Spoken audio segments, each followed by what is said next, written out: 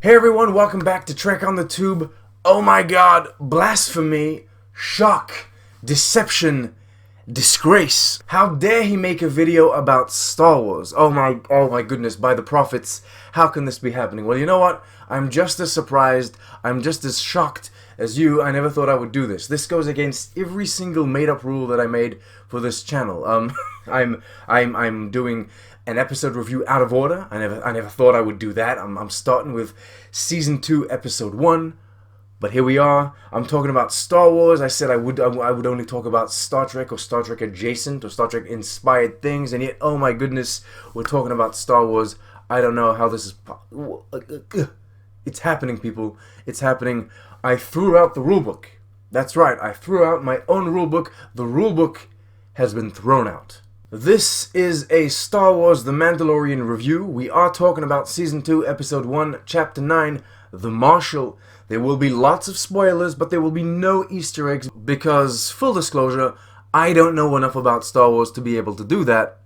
Here we go. Hot damn, was this episode brilliant. So much so, it made me make a video. I mean, seriously, I'm baffled. Picking up where Season 1 left off, we find our Mandalorian protagonist and his little green buddy seeking information from a real shady-looking dude because, yes, the Mandalorian has been quested to find Baby Yoda's people. Shady dude tries to pull off a stunt, it doesn't work, he spills the beans about another Mandalorian living somewhere on Tatooine, and our dynamic duo set off to find this man, believing he could perhaps help them on their quest. And thus is set in motion just a brilliant episode of television. The visual effects are outstanding, the characters are compelling, the performances are stellar. From the perspective of someone having seen the live-action Star Wars outings only, nothing animated, nothing from the extended universe, I found the world building to be great. These sand people, what are they called, raiders?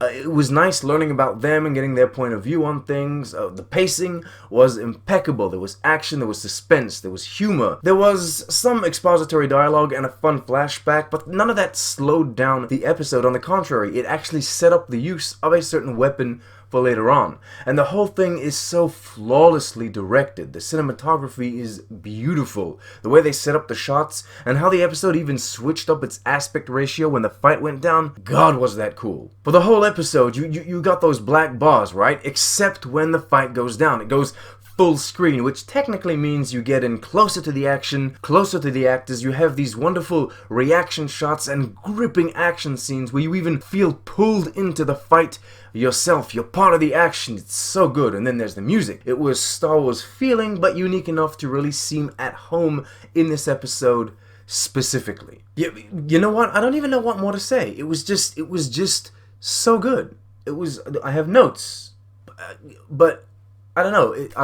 I've gone over them. It's so good. I know my video is short, and I know it's very much out of character for me to do this, and it's very unexpected, but I just had to talk about it. I forgot how good The Mandalorian was, and I forgot how much I appreciated the show. This Season 2, Episode 1 episode came as a slap to my face, reminding me, hey, I'm a dope show, and I'm back. Seriously, I congratulate Jon Favreau, Mr. Creator, Writer, Director. You'll never see this. But you know what? You're damn good at what you do, and keep on doing it. This was written flawlessly. I mean, the episodic and serialized nature of the show are so well balanced, and that Western vibe is intoxicating. You want to dive into this fictional space Western world like only the best escapism can accomplish. I'm pumped, I'm hyped, I'm loving it. Two things. If I were to complain or nitpick about something in the episode, there would only be two things.